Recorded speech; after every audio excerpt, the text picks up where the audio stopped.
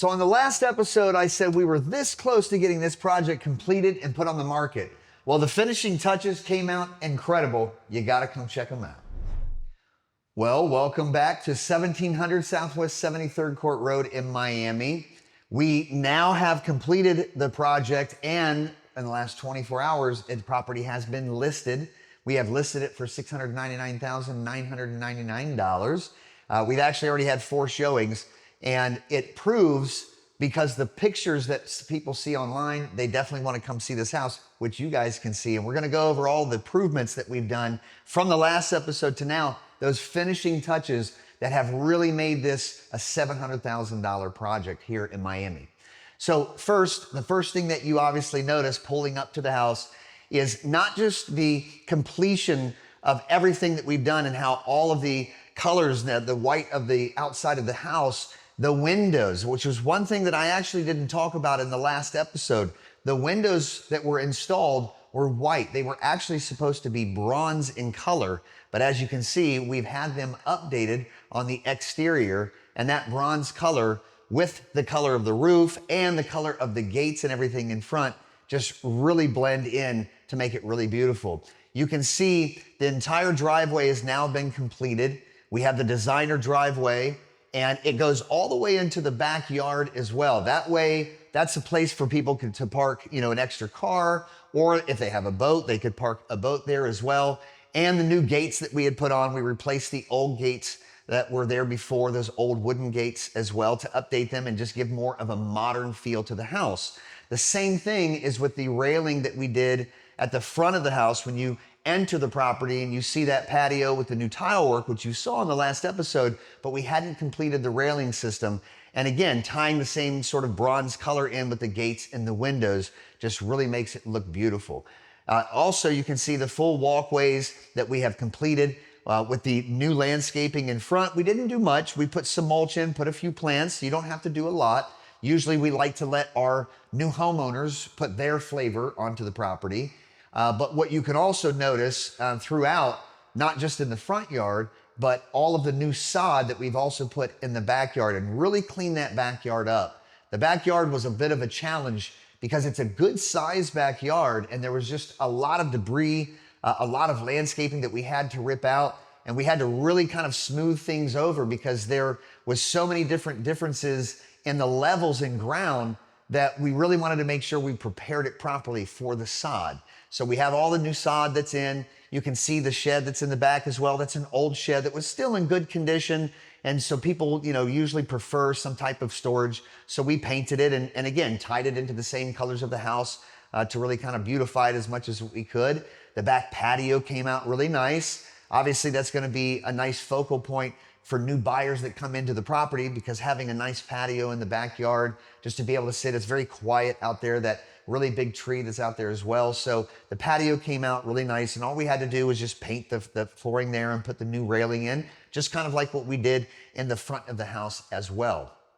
Now, for the inside of the house, obviously I'm standing in the kitchen now, and one thing that you notice from the last episode to now is that we finally got all of our appliances put in.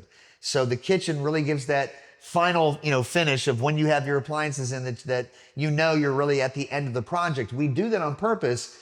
We don't ever put our appliances in too early because it just lends itself to possibly having someone being tempted to break into the property and steal your appliances. We can't just cover necessarily all of the windows. People that do, look into the property, if they see that there's appliances there, especially before the project's even completed, we have had issues in the past of people stealing the appliances. So we wait to the very end. But also on the interior, everything is completed. As you saw before, the only real update was the electrical box that we finally put the face on and completely finished that to close out that permit. And so the inside is just now, matching with the exterior, completed finished project.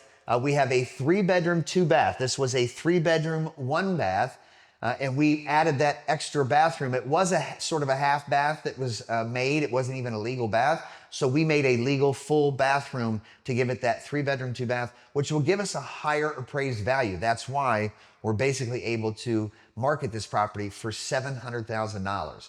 So I'm going to bring you guys back on another episode, but in regards to, when you do your fix and flip projects, just understanding that at the very end of the project is when you're really going to give those final touches. You don't necessarily always know what you're going to do, but the idea is to have that curb appeal. We want people that come to the property, see that front of the property. That's why we put the white rocks out there as well. We were going to leave that space kind of blank, but we did end up putting the white rocks out there. So that way it kind of does give sort of like a division between our yard and the street.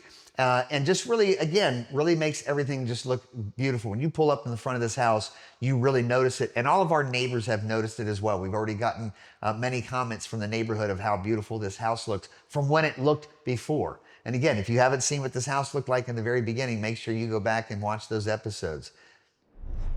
So basically, to prepare to get ready to sell a fix and flip project like this, one of the first things we do when we are done with everything is we have a deep cleaning done on the house, exterior and interior, because we want to get the property ready for the professional pictures.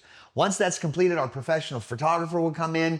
If the property has a pool or that sort of thing, we'll do some aerial shots. We didn't do an aerial shot of this because it's not necessarily some big fabulous house with a big backyard and a pool and all of that. But for this property, obviously we got all of the shots that we needed, exterior, interior, and very important when you're putting in new sod, we also have to make sure we put all of our sprinkler systems, because the most important thing is keeping your house beautiful and clean and keeping your new sod from turning brown while you're showing the property trying to get a buyer, which is obviously the next step. Well, the only thing left now is to find a qualified buyer, get it in contract, and get this baby sold. Now, I'm gonna bring you guys back for one final episode, as I do on all of my fix and flip projects. I'm gonna be letting you know what we paid for the property. And remember, this was a vacant, abandoned probate that we also had to do a short sale on, and we added a second bathroom. And then also I'm gonna talk about how much it took to fix this property up and make this beautiful transformation of this 3-1 to a 3-bedroom, 2-bath that we're now selling for $700,000. And you'll know what we sold it for, and then I'll go over all the real numbers so that you can really understand not only what it costs to do a fix and flip project, but the potential profits that go with it. And I'm gonna give you the real numbers, not those HGTV numbers. So make sure that you subscribe to my YouTube channel. If you haven't seen the previous episodes, go and check them out so you can see the beautiful transformation of this Miami house. So I appreciate you guys watching, and between now and the next episode, I'm your flip coach. Happy investing.